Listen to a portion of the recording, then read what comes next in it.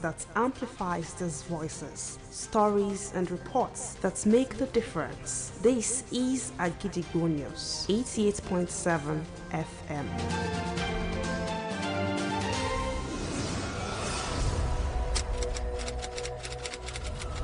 This is Kunle Amzat Studio, Agidigbo 88.7 FM. Welcome to News Around the World.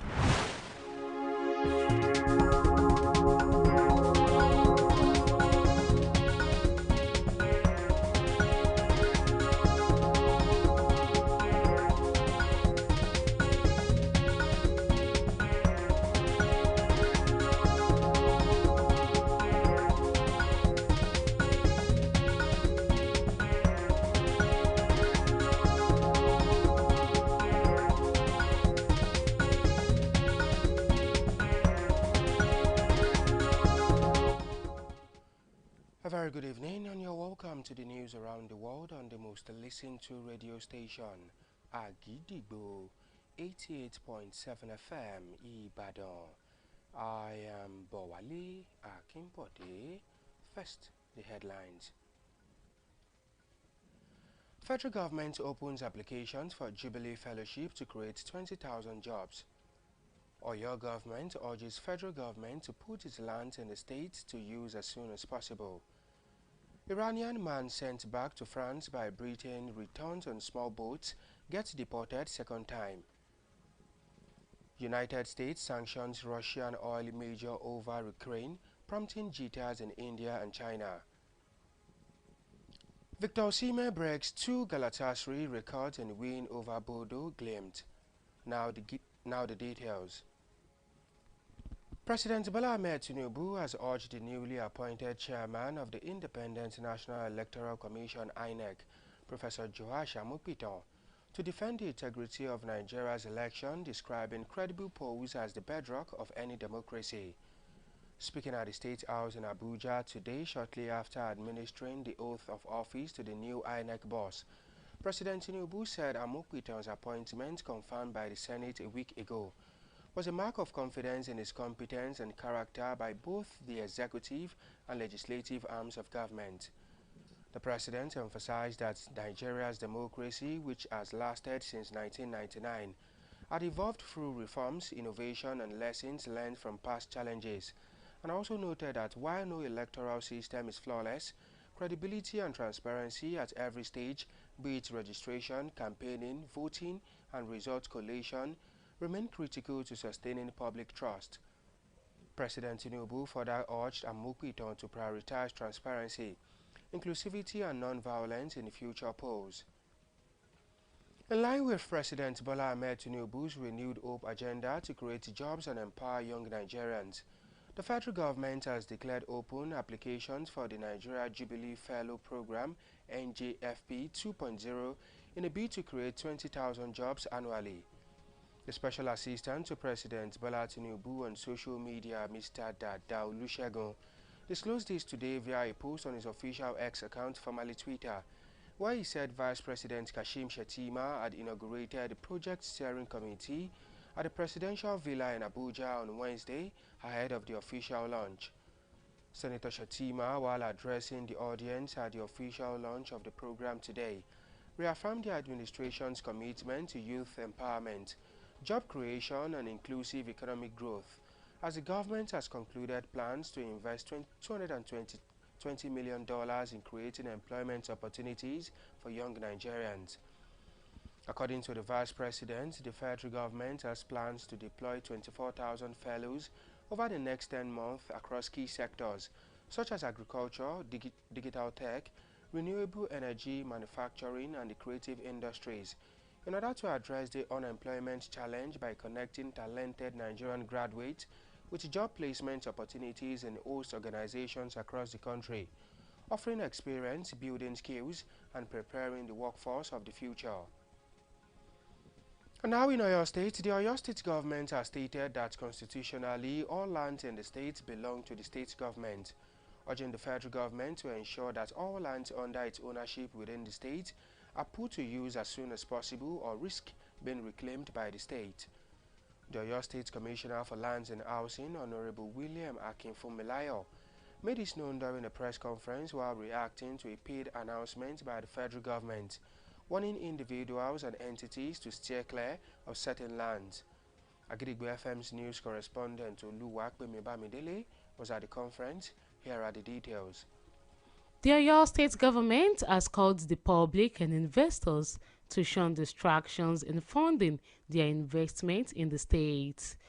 The Honorable Commissioner for Land, Housing and Urban Development, Mr. Akinfunmilayo Williams, while clarifying issues surrounding lands in the state, explained that the African Regional Center for Engineering, Design and Manufacturing, (ACADEM), located in Holodo along Iwo Road, was leased to the entity in the year 1983 and issued a certificate of occupancy. Mr. Akinfunmilayo Williams, however, noted that since the land has been unused for 20 years and had become a hideout for criminal activities, posing serious security threats to the environment, the state government decided to revoke the C of O in the year 2020. On the federal low-cost estate, which houses the Department of State and Security Services at Idianyore, occupying approximately 52 hectares, the commissioner clarified that the state government has no issue with the property as it still accommodates the office of the Department of State Services, DSS. Regarding the federal housing scheme, which covers over 90 hectares of land in Shaki, the commissioner urged the federal government to put the property to use before December 2025, warning that it risks revocation by the state government. He added that leaving the land unused poses potential security risks to the surrounding community and the state at large. Speaking on the National Strategic Grain Reserve under the Federal Ministry of Agriculture, located on 10 hectares at Iyano Church, Ibadan, the commissioner disclosed that while part of the land has been retained for its original purpose, the unutilized portion has been reclaimed by the state. We are going to give them all enabling support because the trajectory of development in Oyo State is growing now, and for such publication we want to kind of make investors to be a bit skeptical, but I'm assuring them again that they should entertain no fear. The federal government doesn't have any land that belongs to them in all these 6 mentioned. So this federal might of a thing is not something that they should continue to use to the disadvantage of the states. These will be legally taken up, and we are going to be proactive at these excesses. On the Radio Nigeria property, measuring 4.89 hectares at Bashoron, he explained that the land, which was temporarily occupied by the station, after which an alternative site was allocated to it at Monia, Ibadan. Concerning the National Horticultural Research Institute at Alalubosa, Aleshinloye, the commissioner confirmed that the land has been officially handed over to the Oyo State government by its previous occupiers. Meanwhile, the state government has said that all lands after the 1978 decree remains under the control and planning of the state government. Oluwapemi Bamidele, Agidigbo FM News. It was a moment of relief and gratitude as elderly and young residents gathered at the Agidigbo FM premises for the second day of the free medical outreach organized by Dr. Oriyomi Hamzat in partnership with Angie Care Health Foundation. The medical outreach so far has provided treatments and screenings for over 5,000 people, focused on common health issues such as eye, ear and leg conditions that often affect the elderly. Beneficiaries expressed joy and appreciation for the initiative, describing it as a timely intervention that has eased their long-standing health challenges. Agidigbo FM News correspondent Khadijat Abdurrahman reports on the medical outreach. Oluwatosin Ologun brings the details. Today marks the second day of the free medical outreach organized by Dr. Oriyomi Hamzat in partnership with Angie Care Health Foundation. The outreach continues to provide medical support to elderly and young citizens battling eye, ear, and leg challenges. Today at the broadcasting house of Agidigbo FM, the program reaffirmed Dr. Oriyomi Hamzat's dedication to the health and well-being of the aged and vulnerable in society. Over 5,000 reading glasses have been distributed so far, while those suffering from leg and ear conditions receive professional medical attention and care. The Chief Executive Officer of Agidigbo FM, Dr. Oriyomi Hamzat, explained that the initiative was born out of the need to reach neglected and underserved individuals, particularly the elderly. Their own style of business, while young, trying to raise us, they can climb a trailer from Kotangora to Lagos, from Kaduna to Kotowenji to Ibadan. And when they are getting older, that thing will revisit them. And that is why you see them having joint pains. They could not stand right. They'll be facing a lot of one illness or the other. That time they need us. From Angie Care Health Foundation, Mrs. Benson Faith, urged residents of Oyo State to focus on their health and avoid self-medication. The chairman of Agidigbo FM promised to come up with more sustainable initiatives for the greater good of humankind. This is not the first time, and it's not going to be the last time. We are extending this to Okeogun, Ibarakpa, Ogbomoso, Oyo. When they are happy, I am happy. When they are not, I am not. So I will make sure I do anything that can make them happy. The medical outreach continues to draw appreciation and heartfelt prayers from beneficiaries who describe the effort as timely, thoughtful, and life-changing. Purposely because of the leg. I had an accident some years back and it has been affecting. So, and I say, since there's a treatment here, I say, let me use the opportunity to be here. So for me to talk to the doctors, maybe they can see something to do pertaining the leg. The process is fine, at least to give others help.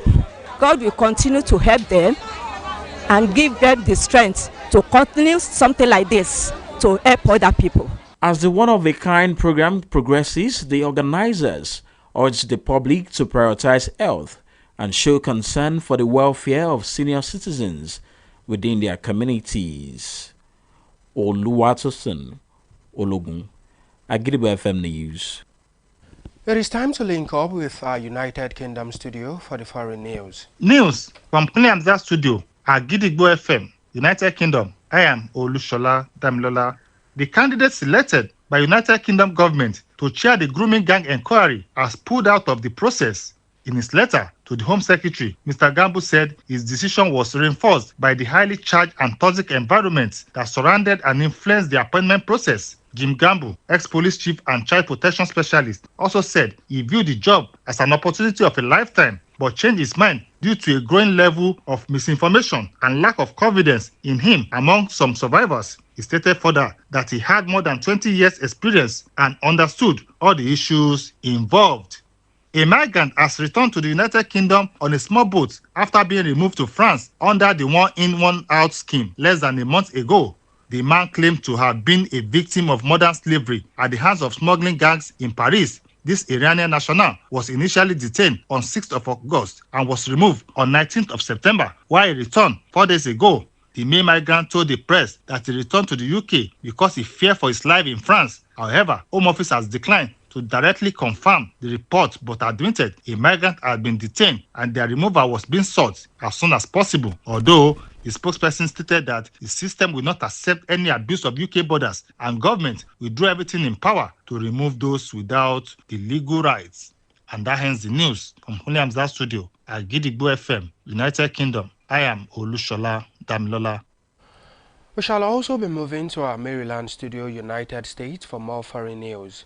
News from Pelu Wuraola studio at Agidigbo FM, United States. I am Oluwatosin Sonya. U.S. President Donald Trump hit Russia's two biggest oil companies with sanctions in a sharp policy shift on Moscow's war in Ukraine, prompting global oil prices to rise by 5% on Thursday and India to consider cutting Russian imports. The sanctions target oil giants Rosneft and Lukoil, which between them account for more than 5% of global oil output, and mark a dramatic U-turn by Trump, who said only last week that he and Russian President Vladimir Putin will soon hold a summit in Budapest to try to end the war in Ukraine. But Trump, in his latest about-face on the conflict, said that the planned summit was off because it would not achieve the outcome he wanted, and complained that his many good conversations with Putin did not go anywhere. Russia called the new U.S. sanctions unproductive and signaled that its conditions for ending its war in Ukraine terms with Kyiv and many European countries regard as tantamount to surrender remain unchanged.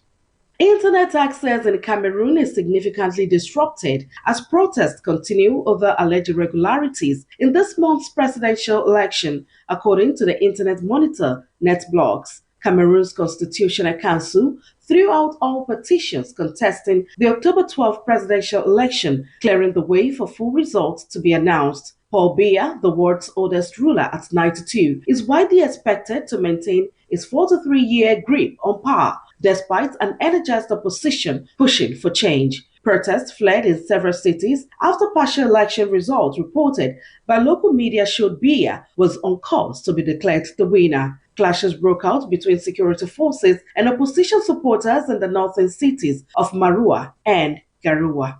That ends the news from Kole Amzat Studio at Gidigbo FM, United States. I am Oluwatose Sonya. And now to the exciting world of sport.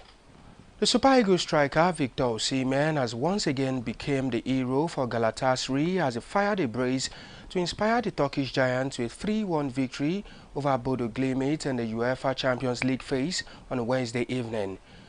Osimhen began his remarkable scoring streak during the 2024-2025 UEFA Europa League campaign, where he found the back of the net against Tottenham Hotspur, AZ Alkmaar, Dynamo Kiev and Ajax.